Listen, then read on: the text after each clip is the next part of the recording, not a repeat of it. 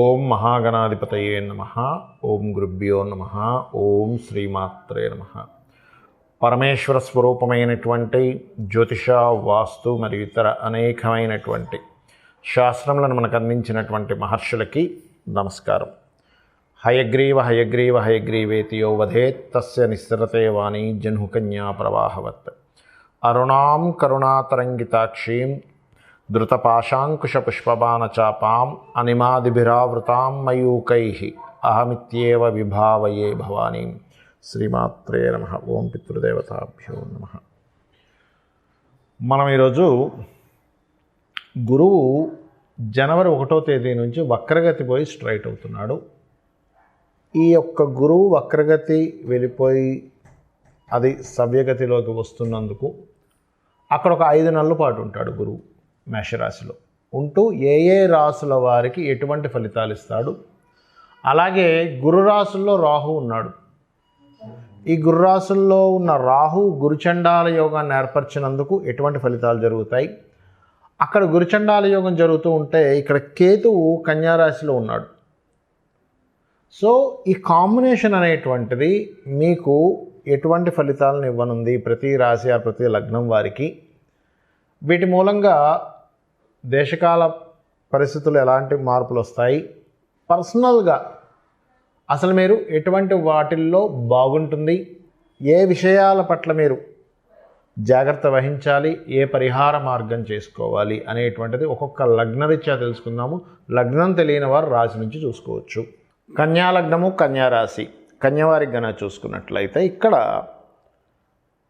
కన్యా వాళ్ళకి పర్టికులర్గా ఉన్న గొప్ప టాలెంట్ ఏంటంటే మేనేజింగ్ క్వాలిటీస్ ఎక్కువగా ఉంటాయి. దేన్ని ఏ రకంగా మేనేజ్ చేయాలి 100% ఉంటుందండి. బికాజ్ ఆఫ్ లగ్న and 10th lord is mercury. మరి మీకు ఇప్పుడు కేతు వచ్చాడుగా రాశిలోకి, వచ్చినప్పుడు ఏంటి ఏదో తెలియని ఒక చిన్న ఇన్ని రోజులు మేనేజ్ చేసేది ఎంతో డిఫరెంట్గా వెళ్తుంది ఏంటంటే ఇట్లాంటి థాట్స్ ఇస్తాడు. కాకపోతే మనం ఇప్పుడు మాట్లాడుకుంటుంది గురువుది కాబట్టి జూపిటర్ మీకు 8th హౌస్లో స్ట్రైట్ అయ్యాడు. అష్టమ స్థానంలో గురువు ఎప్పుడైనా స్ట్రైట్ అయినప్పుడు ఇచ్చే రిజల్ట్ ఏమిటి అంటే మీకు ఇన్వెస్ట్మెంట్స్, ప్రాపర్ ఇన్వెస్ట్మెంట్స్ ద్వారా మీకు లాభాలు వస్తాయి. అంటే ఇప్పుడు ఒక్కోసారి మనం చూడండి, ఏదో ఇన్వెస్ట్మెంట్ చేసేసానండి, అయ్యో ఏదో రాంగ్ అయిపోయింది, రాంగ్ ఇన్వెస్ట్మెంట్ చేశాను, దాన్ని ఏమంటారు డెడ్ ఇన్వెస్ట్మెంట్ చేశాను, పెట్టాం కానీ అది రావట్లేదు అని అంటూ ఉంటాం. ఆ రకంగా నేను అనేది ఏంటంటే ఇన్వెస్ట్మెంట్స్ ఏవైతే ఉన్నాయో ఆ యొక్క ఇన్వెస్ట్మెంట్స్ వెనక్కి రావడానికి కానీ, మంచి ఇన్వెస్ట్మెంట్స్ చేస్తూ కొంత లాభం రావడానికి కానీ this is the right time. అయితే ఇక్కడ మళ్ళీ చెప్తున్నాను, మీ జన్మజాతకం కూడా ఒకసారి చెక్ చేసుకోండి. మీ పర్సనల్ చార్ట్ ఈజ్ డిఫరెంట్. గోచారం అందిస్తుంది. ఇది ఎట్లా అర్థం చేసుకోవాలంటే మీరు పవర్ ఉందండి, ఉదాహరణ చెప్తున్నా. పవర్ వాళ్ళు ఒక రిలీజ్ చేశారు, కరెంట్ వచ్చింది, పవర్ వచ్చింది అంటాం. కానీ మీ ఇంట్లో మీ కనెక్టివిటీ సరిగ్గా లేకపోతే, లేకపోతే మీ ఇంట్లో ఉన్న లైట్లు పాడైపోతే, మీ ఇంట్లో ఉన్న ఫ్యాన్ పాడైపోతే తిరగదు. బికాజ్ ఆఫ్ మీకు మీ ఇంట్లో ఉండే సిస్టమ్ ఏదైతుందో సరిగ్గా లేదు. బట్ గవర్నమెంట్ రిలీజ్ చేసింది పవర్ని. అది ఎట్లాగో గోచారం ఇస్తుంది. ఇక్కడ ఏమిస్తుంది, ఇన్వెస్ట్మెంట్స్ సరైన ఇన్వెస్ట్మెంట్ చేసుకుంటే ధనయోగాన్ని ఇస్తుంది. అలాగే కన్యవారికి మరొకటి ఏంటంటే గృహయోగాన్ని ఇస్తుంది, విద్యాయోగాన్ని ఇస్తుంది ఇక్కడ. మరియు దీంతోపాటు పర్టికులర్గా ధన విద్యాయోగాలు. ఎందుకంటే ఇప్పుడు కన్యారాశి వారికి ఎప్పుడు చూసుకున్నా కూడా ఏముంటుందంటే ఇప్పుడు ఇంకేమిటి 6లో శని ఉన్నాడు, అద్భుతం అద్భుతం అద్భుతం అని చెప్తూ ఉంటారు. మరి వీళ్ళకేం పెద్ద అద్భుతాలు కనబడవు. ఎందుకు అంటే శని 6th ఉన్నప్పుడు అద్భుతం ఏంటి, శని 6th ఉంటే ఏమిటి, సర్వసాధారణంగా వీళ్ళ చేతిలో వీళ్ళ కర్మను తీసుకోవడం. ఒక్కోసారి చూడండి 6th హౌస్ డైలీ లైఫ్ అంటే ఏంటి, మీరు ఏదైతే యాజ్ ఇట్ ఈజ్గా చేస్తారో పర్ఫెక్ట్గా దాని రిజల్ట్ ఇచ్చేస్తాడు. అక్కడ కర్మకారకుడు కాబట్టి నార్మల్గా జరిగేది ఏంటి, మనం ఒకటి చేస్తాము, ఎఫర్ట్స్ అన్నీ పెట్టి అది 90% వరకు వెళ్ళిన 10% ఎక్కడో దానిది తిరిగి మనకి రాదు రిజల్ట్ ఒక్కోసారి. కానీ సాటర్న్ 6th హౌస్లో ఉన్నప్పుడు ఏంటంటే మనం ఏదైతే ఎఫర్ట్ పెట్టి మనసా వాచా కర్మన త్రికరణ శుద్ధితో మనం ఏదైతే చేస్తామో దాని యొక్క రిజల్ట్ యాజ్ ఇట్ ఈజ్గా పర్ఫెక్ట్గా వస్తుంది.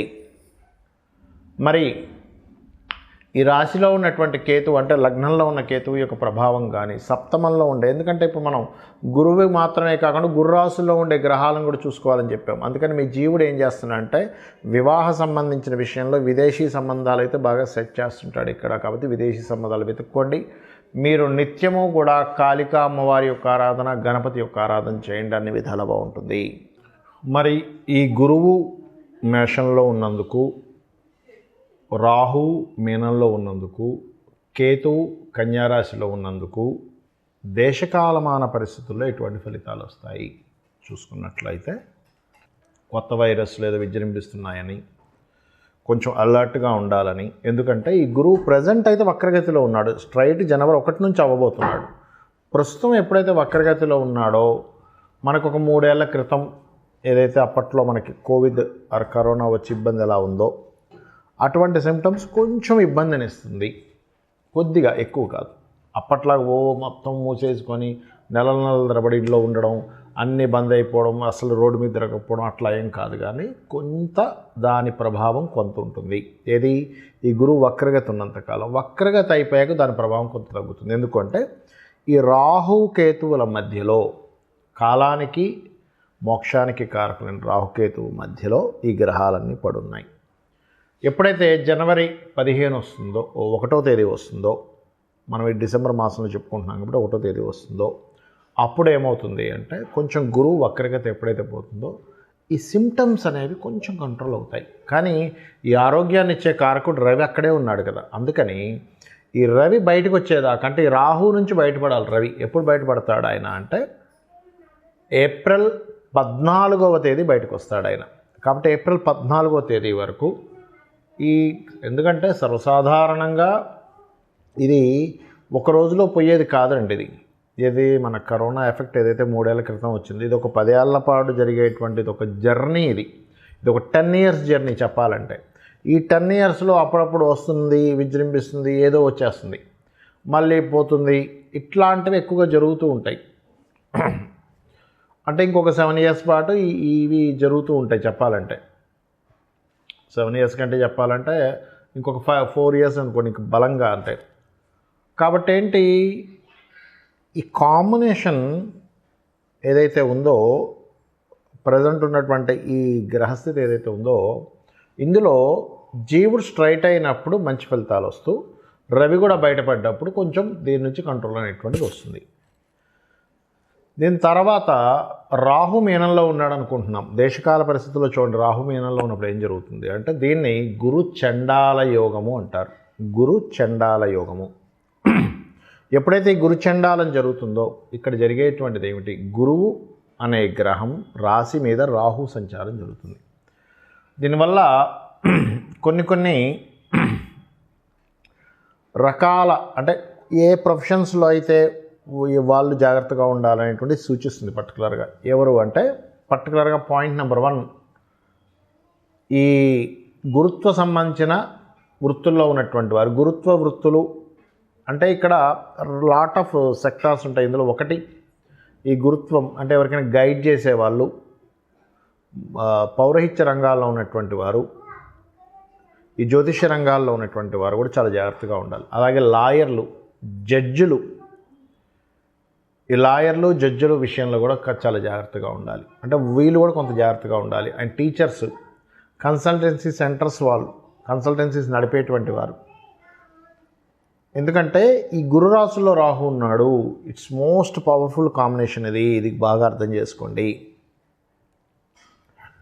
కాబట్టి వీళ్ళు జాగ్రత్తగా ఉండాలి. మరి గురువు అంటే కేవలం వీళ్ళేనండి, మిగతా మనుషులు కాదా అంటే ఖచ్చితంగా మనకి నాడీ ఆస్ట్రాలజీలో చెప్తుంది ఏమిటి అంటే గురువు అంటే జీవులు.